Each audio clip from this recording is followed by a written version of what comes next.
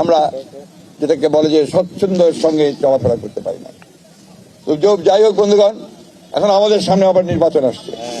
এই নির্বাচনটা খুবই গুরুত্বপূর্ণ নির্বাচন। এই নির্বাচনে আমরা যদি ভুল করি আমাদের বাংলাদেশের অস্তিত্ব থাকবে না বন্ধুগণ। আমি খুব সোজা কথা, সাতটা কথা বলি। এই নির্বাচনে আওয়ামী লীগ নাই, তাই না?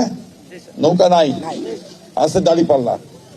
দাঁড়িপাল্লা মার্কাটাকে আপনারা চিনেন, ভালো করে চিনেন? এটা জামাত ইসলামের মার্কা। 1971 সালে আমরা জামাত ইসলাম আমাদের স্বাধীনতার বিরোধিতা করেছিল, আমাদের পক্ষে ছিল না। এবং ইনফ্যাক্ট সত্যি কথা বলতে কি, তারা পাকিস্তান সেনাবাহিনীর যোগ সাজস করেছিল, এটা আপনারা সবাই জানেন, ঠিক না? তো সেই দল, যে দলটা আমার স্বাধীনতা চায় নাই, তার হাতে কি আমি আমার দেশের ভার দায়িত্ব দিতে পারি? পারি নাকি ভাই?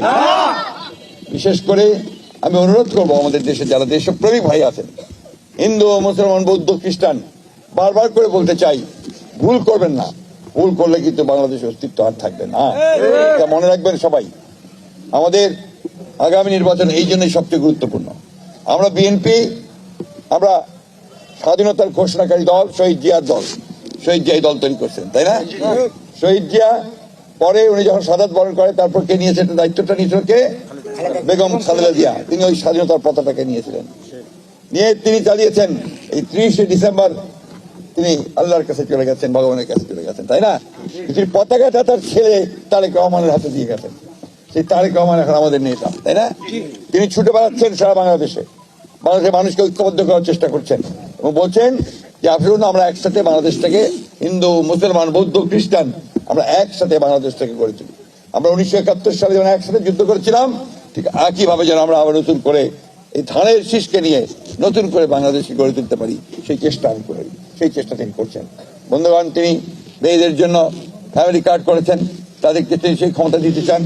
কৃষকদেরকে তিনি সেই ক্ষমতা দিতে চান, কৃষি কার্ড দিয়ে ন্যায্য মূল্যে সার, বীজ এবং সেচের ব্যবস্থা করবেন এবং কৃষক যেন ফসলের ন্যায্য মূল্য পায় সেই ব্যবস্থা তিনি করবেন। তিনি বেকার যে যুবকরা আছে তাদের চাকরির ব্যবস্থা করবেন। তিনি হাসপাতালগুলোতে আরো স্বাস্থ্য সেবার ব্যবস্থা করবেন। আমার যে ভাই আমাকে বললেন যে 20 টাকা করে দিতে হয় মোটরসাইকেল রাখার জন্য, এটা আমি জানি না, সরকার তো আমাদের না। তো আমি দেখবো আলাপ করে যদি কোনো সময় কথা দিচ্ছি 15 তারিখের 12 তারিখের পরে আমরা যদি সরকার গঠন করতে পারি তাহলে শীষের, তখন ইনশাল্লাহ সেটা আপনাদের দিতে হবে না, সেই ব্যবস্থা আমরা অবশ্যই